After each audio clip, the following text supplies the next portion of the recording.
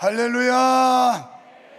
한사람씩 내 집에 아니오는 없고. 이거 내가 오늘 남성 사중창 하는 데는 2부 때는 마스크 쓰는데 벗어 던지라고 그랬어요. 이거 뭐 띄엄띄엄이고 거기에 침 쳐가지도 않아요. 그래서 막 부르는데 이게 내려오고 힘들고 소리도 안 나고 그랬더니 벗어버리라고. 그 디나 권사님이 벗어도 돼요? 보는 분들이 이상할 것 같아서 그런다고, 또 보는 분들이 막 긴장할 것 같아서 괜찮아. 왜냐면 내가요 확진 판정마다 거쳤는데 여러분 돌아다니는 나 같은 사람 걸리면 다 전염돼요. 저는 체온이 하나 높은 게 아니고 지극히 정상에서 36.2도 뭐 내내 자가격리하는 동안도. 그런데 손님 만나는 것 때문에 부득이하게 한번 검사해 봤더니 양성이었어요.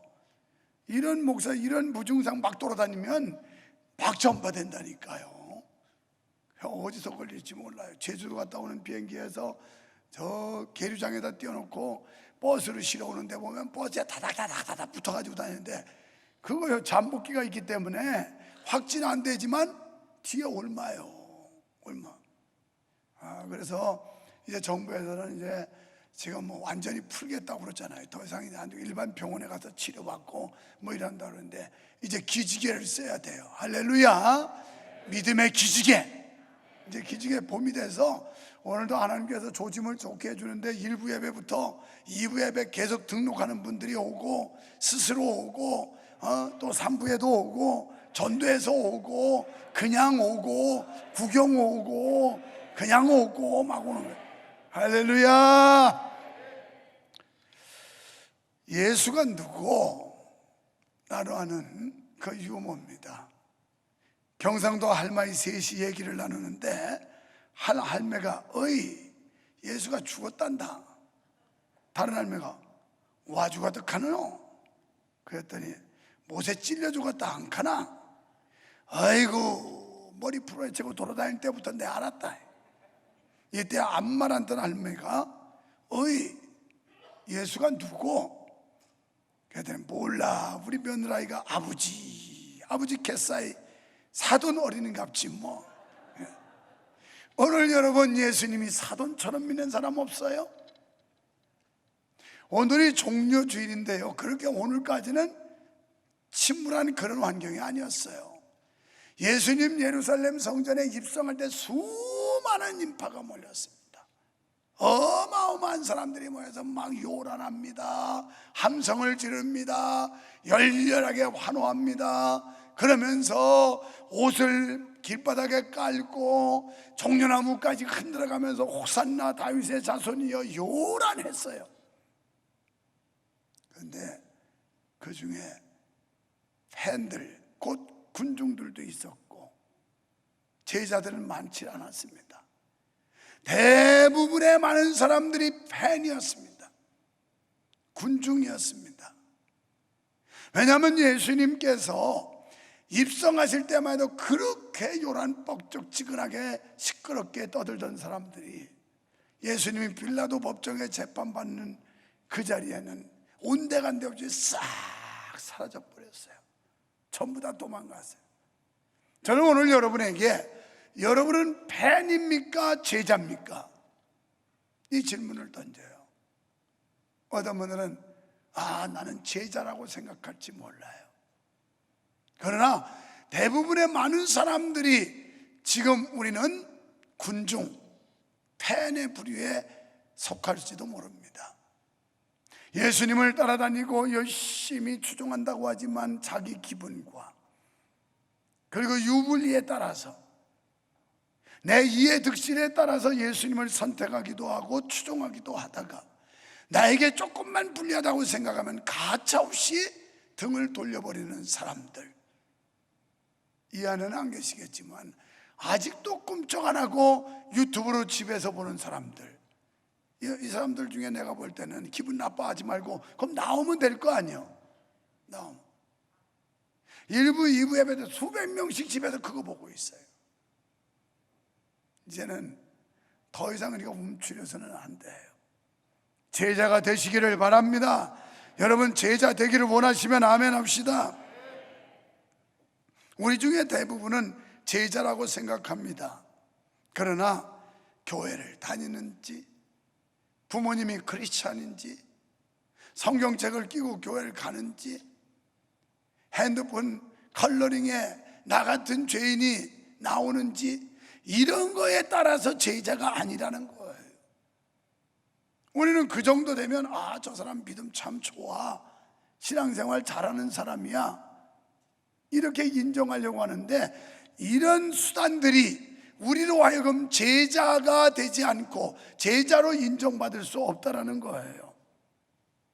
많은 사람들이 자신을 예수님의 제자라고 당당하게 말하지만 마태복음 7장에 보면 중요한 건 우리가 하나님 앞에 섰을 때 하나님이 알아주느냐 못 알아주느냐, 이게 중요해요.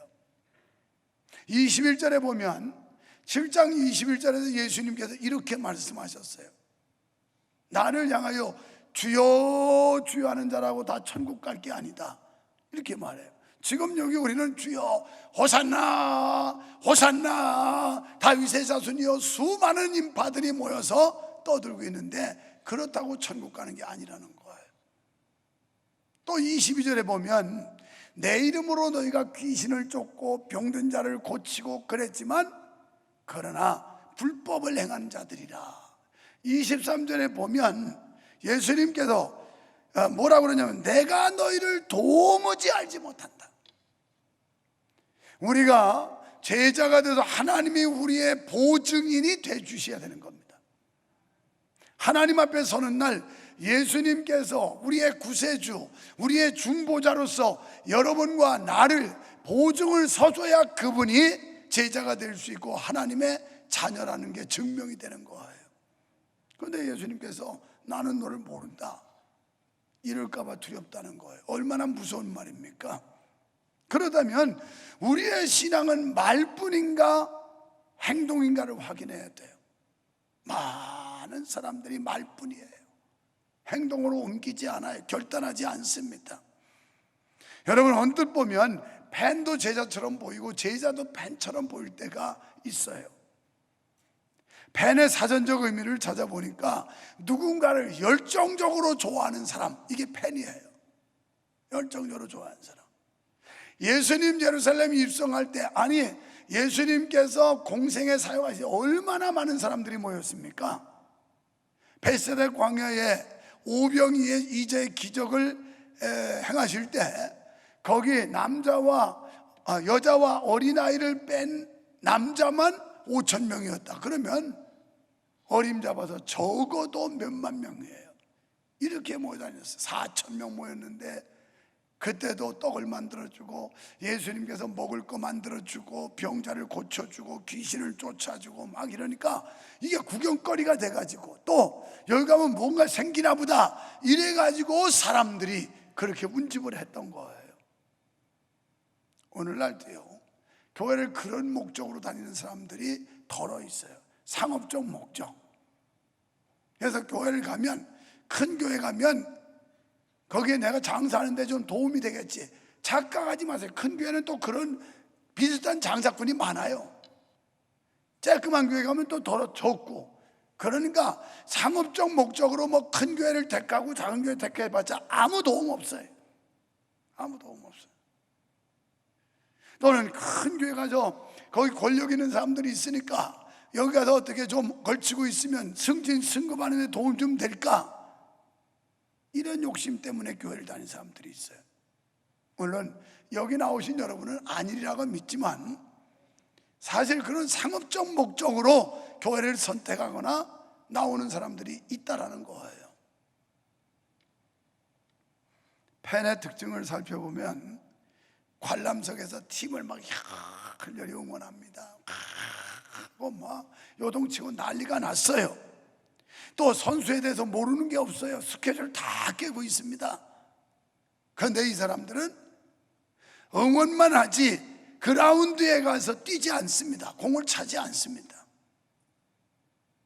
또 유명한 연예인 배우에 대해서 팬들, 그 사람의 출신, 또 그 사람의 성분, 그 사람에 대해서 아주 꿰뚫고 있어요.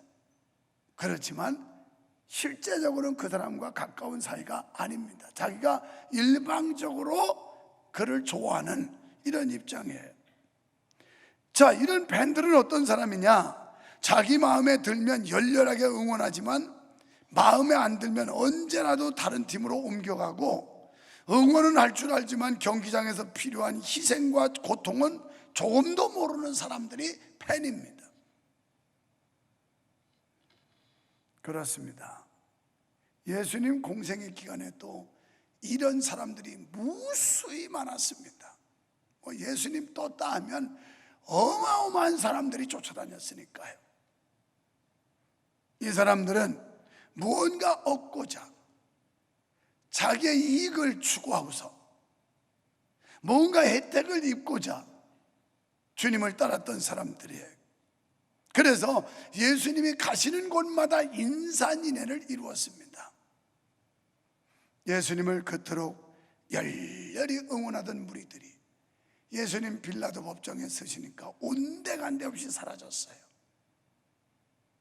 우리 교회가 지금까지 하나님의 평안 속에 왔습니다만은 진짜 교회 사랑하는 사람은 교회가 어려울 때 보면 알아요.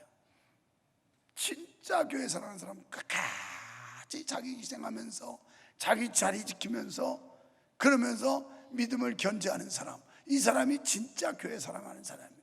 지금이야 좋은 시스템, 좋은 시설에 편안하게 신앙생활 하는데 싫을 거 없지요. 근데 이 팬들은 자기 희생하려 하지 않아요. 자기 마음에 안 들면 어떻게 해요? 막 물티슈 집어 던지고 화장지 집어 던지고 물병도 막 이렇게 해서 탁 던지고 막 이런다. 맞추려고 한 건 아니니까 실감나라고 리얼하게. 난 유관학 집사님 받을 줄 알았어. 여러분, 팬들은 그래요. 막 던지고 야야 막 이래요. 교회도 팬들 군중들은 야야 막 그러면서 자기 비위에 안 맞는다고 막 인상 쓰고, 그리고 양심에 꺼리는 그런 설교가 나오면 막 반항하고, 이게 팬들이에요. 제자와 다르죠. 팬들은 우르르 몰려와서 예수님을 응원하지만 진정으로 따르는 사람은 극히 드뭅니다. 예수님 때문에 조금은 바뀔 수 있어요. 약간의 변화는 올 수 있어요. 그러나 아주 변하지 않습니다. 그런데 제자는요, 말로만 믿는 게 아닙니다. 예수님을 실제로 따르는 삶이에요. 그리고 열매 맺는 믿음입니다. 아무런 대가도 없이 따라요. 또한 주님 때문에 모든 것을 포기합니다. 진짜 제자들에게는 비싼 가격표가 붙어 있어요. 왜? 세상 부귀, 영화, 수입, 가족관계, 명성, 이런 거 다 포기한 사람들이거든요. 사랑하는 성도 여러분, 우리의 믿음은 지식인가 친밀함인가 한번 생각해 봐야 돼요. 정말 우리가 지금 믿음 생활하는 게 그냥 오랫동안 교회 다니다 보니까 지식적으로 알아가지고 예수는 이런 분이라더라, 이러면 구원받는다더라, 이런 신앙인지, 또는 친밀함 때문인지 우리 자신을 한번 돌아봐야 됩니다. 누가복음 7장 43절에 보면 바리새인 시몬이 등장하는데, 예수님에 관해서 알았지만 진정으로 그분을 알지 못했어요. 평생 약속의 메시아에 대한 연구는 했지만 시몬은 눈앞에 계신 그 랍비가 그분인지를 몰랐어요. 예수님이 자기 앞에 계신데도 이분이 메시아라는 사실을 모르더라는 거예요. 랍비예요, 이 사람은. 바리새인 집에서 한번 식사할 때 초대받지 않은 한 여성이 들어옵니다. 이 여인은 예수님을 만나서 인생이 바뀐 사람이에요. 삶이 바뀐 사람이에요. 이 여인은 많은 사람들에게 질시와 멸시의 시선을 받던 사람입니다. 왜? 그의 삶은 별로 깨끗하지 않았기 때문에. 그는 몸을 파는 창녀였어요. 기생이었습니다. 모든 사람들이 그를 외면했고 질시의 눈초리를 보냈지만 아무도 그를 반겨주는 사람 없었지만 예수님은 사랑의 시선을 보내면서 그분의 사랑의 품으로를 안아주었어요. 용서해 주었어요. 예수님 만나고 자리 삶을 정리했고, 예수님 만나고 인생의 전환점이 되었고, 예수님 때문에 새로운 인생의 목표가 설정된 뒤에 너무 감사해서 그는 눈물로 감격하며 예수님께 찾아와요. 그리고 자기의 소중한 향유를 깨뜨려서 예수님 발에 붓고 자기 머리털을 가지고 씻습니다. 눈물 범벅이 돼서 하나님이 자기에게 베풀어 주신 이 은혜와 사랑, 이걸 생각하니 감격해서 어찌할 바 모르고 자기가 소유하고 있는 가장 소중한 것을 주님을 위해서 드렸습니다. 그때의 문화는 여성들은 외출하려면 머리를 반드시 묶고 다녀야 했어요. 그렇지 않고 머리를 풀어 헤치면 다른 남자를 유혹하려고 한다고 해서 만약 남편이 있는 여자 같으면 이혼을 당했어요. 이 여인이 예수님의 발에 향유를 붓고 자기 긴 머리털로 씻으면서 예수님의 발에 입을 맞춰요. 여러분, 율법학자들은 제자가 아니었지만 이 주님을 만난 청년은 예수님의 제자였어요. 남들이 볼 때 화려함도 없었고 다른 사람들이 볼 때 존경스러움도 없었던 그 여인, 그러나 주님 만난 그는 자기의 전부를 주님 앞에 쏟을 만큼 자기의 모든 것을 걸 정도로 주님을 따르는 참된 제자였습니다.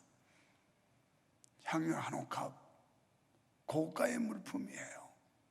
이것은 노동자 1년치의 그런 가치를 가지고 있는 것으로, 요즘에 노가다판에서 그냥 줄여 잡아서 10만 원짜리 일용직 근로자가 1년 동안 일한 만큼의 가치라면 적어도 3천만 원이 넘는 고가의 물품입니다. 이 여성에게 있어서 매우 소중한 거예요. 왜? 이것은 자기가 결혼할 때 지참금으로, 만약에 돈이 없으면 팔아서 결혼 비용으로, 그렇지 않고 여유가 있다면 이것을 처음 신랑을 만났을 때 그 신랑이 깨뜨려서 붓는 예식으로 쓰는, 여성에게는 그 무엇보다 소중한 것, 이걸 예수님 앞에 깨뜨릴 수 있었다는 거예요. 사랑하는 성도 여러분, 우리가 믿음 생활하면서 주님 앞에 이렇게 귀한 향유를 깨뜨릴 수 있는 그런 믿음이 있었나요? 그럴 용기가 있었나요? 정말 주님이 베풀어 주신 용서와 사랑을 생각할 때 내가 가진 이 최고의 물품도 아깝지 않아서 주님 앞에 내놓을 만큼 이런 믿음을 우리가 갖고 있나요? 이게 제자입니다. 수많은 사람들이 웅성거리고 소동을 떨고 난리 폈지만 다 군중이었어요. 다 팬들이었어요. 사랑하는 성도 여러분, 우리에게 예수님은 많은 애인 중 한 명인가요? 단 하나뿐인 애인인가요? 한 남자와 여자가 만나서 사랑을 나눕니다. 자기야, 난 자기 사랑해. 앞으로도 자기만 사랑할 거야. 그리고 우리 사랑을 더 깊이 심어가자. 그런데 한 가지 조건이 있어. 나 지금처럼 다른 남자도 사랑할 수 있는 여유를 줘. 자유를 줘. 오늘 우리가 주님 사랑한다고 하지만 주님 한 분만으로 만족한 게 아니라 주님 외에 다른 것들을 얼마나 많이 사랑하는지 몰라요. 마치 결혼한 여인이 자기 남편에게 일편단심이 아니라 남편을 사랑한다고 입술로 고백하면서 또 다른 남자를 사랑할 자유를 달라는 것과 똑같다는 거예요. 예수님 사랑해요. 그런데 한 가지 요구가 있어요. 나를 주님께 묶어놓지는 말아주세요. 내가 예수님 사랑하지만 내가 다른 것으로 사랑할 수 있는 자유도 허락해 주세요. 이게 군중이에요. 이게 팬이에요. 제자가 아닙니다. 오죽하면 예수님께서 마태복음 6장 24절에서 한 사람이 두 주인을 섬기지 못할 것이니 혹 이를 미워하고 저를 사랑하거나 혹 이를 중히 여기고 저를 경히 여김이라. 너희가 하나님과 재물을 겸하여 섬길 수 없다. 뭔가 한쪽으로 치우치게 돼 있다는 거예요. 여러분, 예수님을 따르려면 오직 한 분만을 따르라고 말씀합니다. 예수님은 우리가 전심을 쏟는 관계를 맺기를 원하세요. 나는 제자다라고 말하려면 그 대가를 제대로 알고서 해야 합니다. 예수님의 제자가 되기 위해서 우리는 대가를 치르지 않으면 안 된다는 거예요. 누가복음 14장 26절로 27절에서 예수님은 이렇게 말씀해요. 다 같이 시작. 무릇 내게 오는 자가 자기 부모와 처자와 형제와 자매와 더욱이 자기 목숨까지 미워하지 아니하면 능히 내 제자가 되지 못하고. 저기 보십시오. 우리가 믿음 때문에 때로는 부모의 관계가 깨질 때도 있어요. 우리가 믿음 때문에 처자와 관계가 깨질 때도 있어요. 형제의 관계가 어그러질 때도 있어요.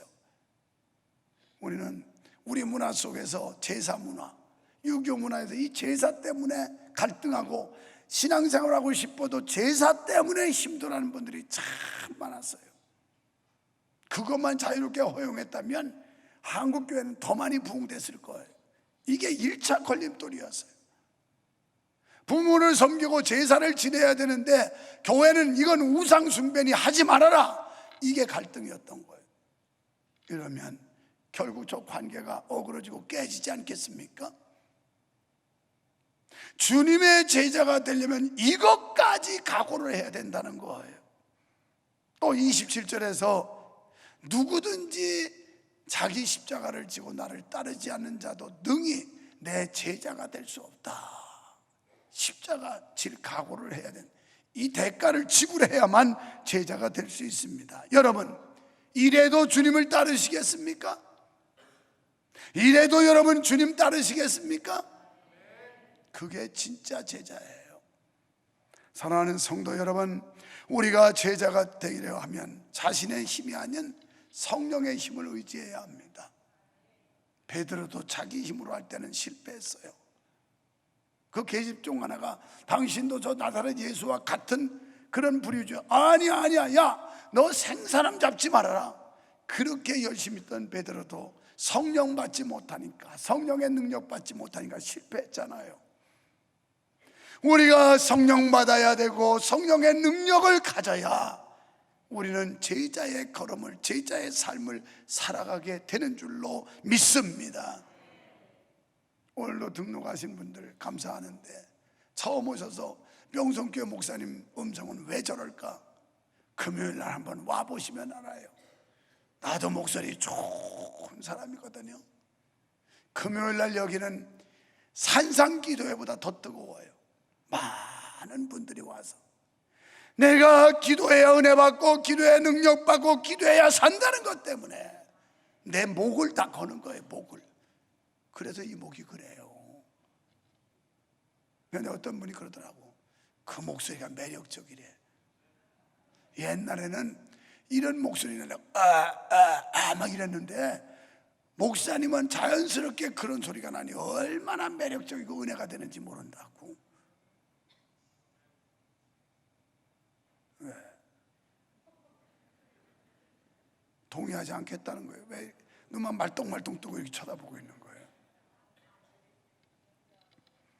나도 목소리만 조금 자유로우면 이보다 목회 더 잘했을 거예요. 더 잘했어요.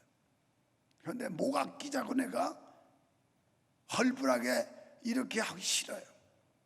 그냥 새벽을 해도 그렇고 금요 기도해도 목숨을 걸고 주일날도 그냥 조곤조곤 조용조용 그냥 졸았다 깼다 이렇게 하면 되는데 나는 성격상 기질상 그게 안 되는 사람이야. 안 되는 사람. 우리 자신의 힘을 의지하면 여지없이 깨집니다. 매일 성령으로 충만하지 않고서는 예수님을 따르려고 애써봐야 매번 실패하고 좌절할 뿐이에요. 이런 사람들은 다음 주에 또 와서 아유 주님 잘못했어요, 또 돼지가 여기다 터지고 왔어요, 또 실패했어요, 아이고 또 죄 짓고 왔어요, 용서해 주세요. 또 가. 그 다음 주에 역시 마찬가지예요. 변화가 없어요. 오늘 우리는 주일 나와서 하나님 감사합니다, 승리했습니다. 많은 장애물이 있었고 위협이 있었고 유혹이 있었지만 하나님이 은혜 주시고 하나님의 능력 가지고 당당하게 맞서 싸우고 승리하고 왔거든요. 이거 하고 아이고 또 돼지가 터지고 와서요, 잘못했어요, 미안해요, 용서해 주세요, 이거 하고 뭐가 보기 좋아요? 뭐가 보기 좋아? 오늘 적어도 살아계신 하나님, 하나님의 백을 믿고 사는 사람들이 이렇게 노상 얻어 터지고 실패하고 와서 되겠느냐 이 말이에요. 시련이 있을 수 있죠. 역경 만날 수 있죠. 환난 당할 수 있죠. 이걸 믿음으로 이기는 거예요. 믿음으로. 그게 믿음입니다. 그게. 할렐루야. 그래서 다음 주에 올 때는 어깨 쳐져서 기죽어서 오지 말고, 야, 일주일 참 많은 어려움이 있었지만 하나님이 주시는 힘 가지고 또 이기고 왔지. 이기고 왔지. 이런 하나님의 백을 믿으시기를 축원합니다. 내 백을 굉장히 의기양양하게 의지하는 아이가 있어요. 여보 잡지 마요, 우리 손자 얼마나 귀여워 살겠는지 몰라. 우리 자녀는 자기서 할아버지가 이거 주제가하고 더 나오기를 기다리고 있는 거예요. 그런데 지 할머니가 나가지 마 자꾸. 걔는 자기 할아버지가 이 교회 목사라는 것 때문에 엄청난 자긍심을 갖고 지금 자부심 가는데, 하나님이 내 아버지라는 거 이렇게 그 아이가 생각하는 것만큼 우리도 자부심과 자긍심을 갖고 당당하게 저 세상과 맞서 싸워야 되고 원수를 이겨야 되고. 할렐루야. 이게 크리스찬들의 삶이에요. 그래가지고 할아버지, 우리 할아버지다 왜? 여기 왜 목사님이 우리 할아버지야? 그러면서 막 이러면서 좋아 살아, 좋아 살아. 우리가 하나님이 내 아버지다 왜? 왜? 어쩔래? 좀 이렇게 살아야 될 거 아니야? 전지전능하신 하나님 믿는다면서 메가리가 빠져가지고 전부 다. 목사님 아무리 그래도 안 돼요. 예배 잘해서 은혜 받아봐. 성령 받아봐. 세상에 알코올이 들어가도 좋아가지고 해롱 하는데 성령술에 취하면 좋은 거야 그냥.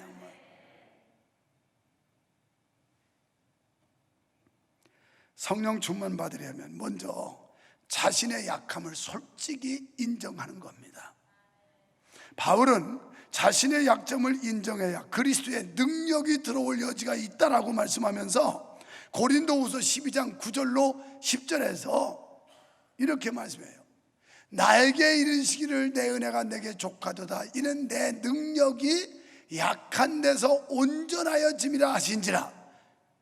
내 능력 약한 데서. 여러분 사도 바울이 뭐가 약해요? 학벌 좋지, 문벌 좋지, 세상의 명예 높였지, 뭐가 부족해? 그럼에도 불구하고 자기는 약한 자라. 이게 겸손이에요. 목사님 내가 뭐가 어때서요? 이게 아주 교만한 거예요, 하나님 앞에서. 그래서 자기의 약한 것을 자랑하겠다. 우리는 나의 부족을 자랑해야 되고, 여러분이 교회에서 아무리 귀한 일 했어도 그래도 부족하고 주님 앞에 그저 부족합니다. 그래서 우리가 불러야 되는 노래가 늘어도 눈물로써 하나님께 받은 그 은혜 갚을 길이 없어서 몸밖에 드릴 것 없어 이 몸 바칩니다. 이 몸. 로마서 12장 1절 2절에 너희의 몸을 거룩한 산제물로 드려라. 하나님이 가장 좋아하시는 건 예배예요. 예배. 몸을 드리는 거예요. 몸. 봉사하고 헌신하고. 여러분 몸보다 귀한 게 있을까요? 돈이 몸보다 우선이에요? 명예가 몸보다 우선이에요? 죽은 사람에게 무슨 명예 필요하고 죽은 사람에게 무슨 돈이 필요하고 살아있어야 되는 거예요, 이 몸. 그런데 이 몸 맞춰 헌신하는 거 하나님이 얼마나 기뻐하십니까? 이 말 또 다시 바꿔 말하면 예배를 사수해야 돼요. 예배를 사수해야 돼요. 예배를 사수해야 돼. 예배 사수해야 돼. 어떤 일이 있어도 예배를 포기하거나 뺏겨서는 안 돼요. 믿으시면 아멘 합시다. 성령으로 충만해지려면 나 자신을 비워야 돼요. 이 죄악, 교만, 오만, 이 불순한 것들을 비워놔야 여기에 성령이 들어오시는 거예요. 그래서 우리가 죄를 깨닫게 될 때 이 교만, 시기, 정욕, 난폭, 이기심, 분노, 이걸 숨을 내쉬듯이 내 바깥으로 내보내야 되지. 그래야 여기 빈 게 있어야 들심이 되는 거예요. 들심이. 소 한번 들이쉬고 안 내보내면 들심이 안 돼요. 내심이 나가야 된다는 말이에요. 이 속에 이 약한 것들, 이것을 내보내야 여기에 하나님의 영, 성령이 임해서 우리가 새로워질 수가 있는 거예요. 아멘입니까? 여러분, 제자는 날마다 헌신하고 죽고 또 죽어야 됩니다. 제자의 슬로건은 Come and die. 죽어라, 그거예요. 제자의 슬로건. 죽어라. 그래서 사도 바울이 오죽했으면 나는 날마다 죽는다고 그랬어요. 지금 여러분이 자아가 살아서, 자존심이 살아서, 그 못된 개성이 살아서, 그래가지고 하나님의 말씀이 조금이라도 양심에 거북하고 찔리면 막 반항해요. 막 몸부림치면서 반항해. 이게 아직도 안 죽어서 그래요. 우리의 기독교 신앙은 죽는 거예요. 죽어. 여러분이 죽으면 가정이 살 줄 믿습니다. 여러분과 내가 죽으면 교회가 살 줄 믿습니다.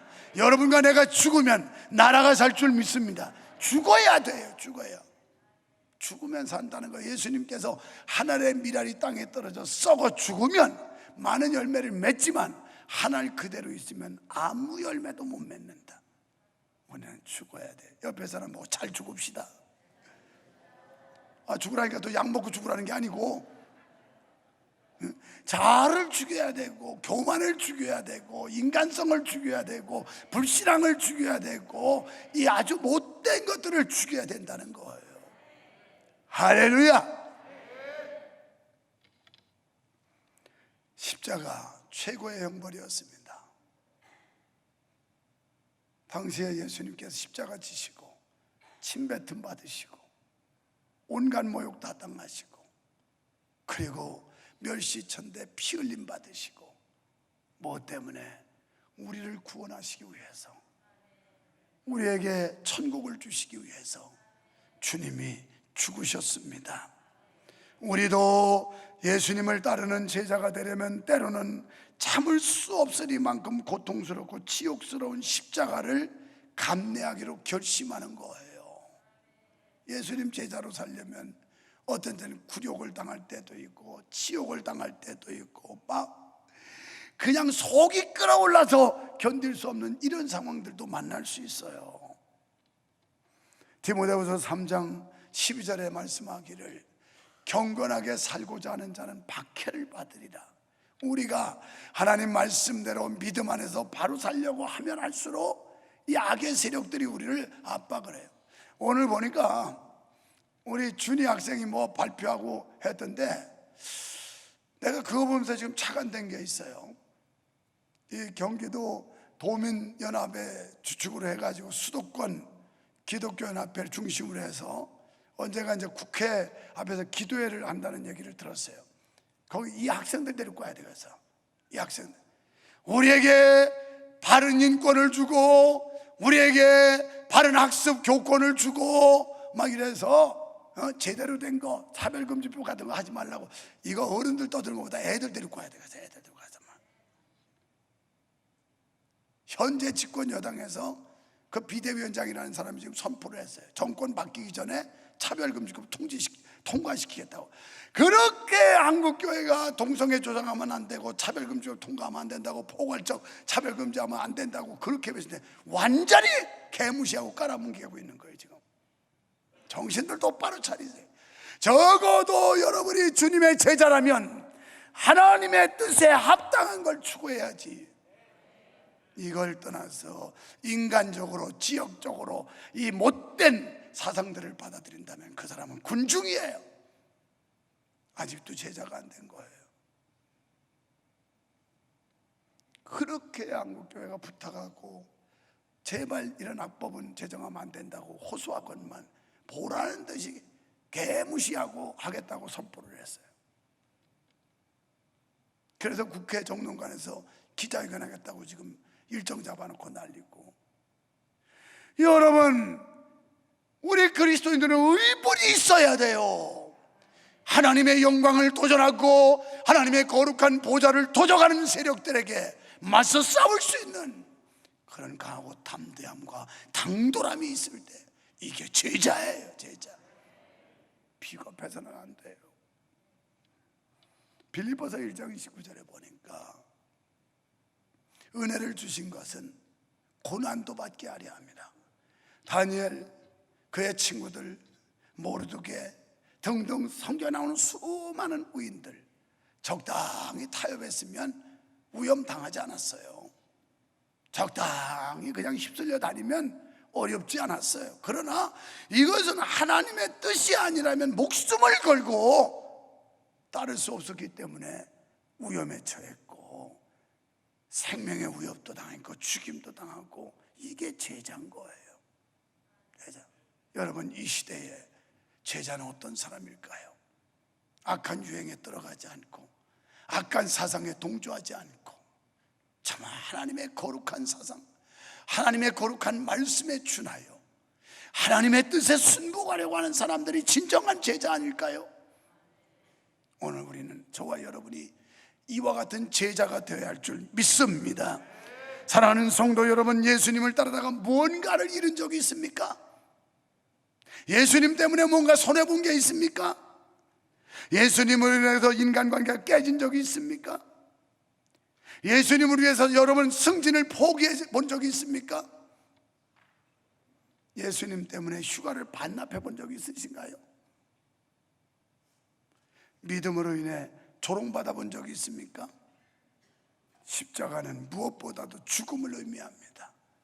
예수님이 십자가에 죽으셨기 때문에 우리 죄를 사하실 수 있었고, 예수님이 십자가에 죽으셨기 때문에 부활의 영광이 있을 수 있었던 것처럼 제자는 주님의 영광 위에 주의 말씀 앞에 100% 순종하며 죽는 그런 겸허함이 있어야 되는데, 예수님은 말씀합니다.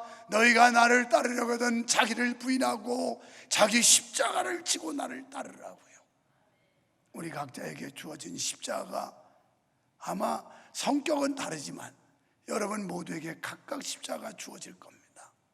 그 십자가 외면하지 말고, 주님도 인류 구원, 영혼 구원을 위해서 십자가 외면하지 않으심처럼 우리도 사명을 외면하지 않는 주님의 진정한 제자, 더 이상 변명하라 꿈을 대는 팬이 아니라 군중이 아니라 신실한 하나님의 자녀 예수 그리스도의 제자가 될 수 있기를 축원합니다. 이제 다 같이 찬송을 부르면서 제자 되기를 결단합시다.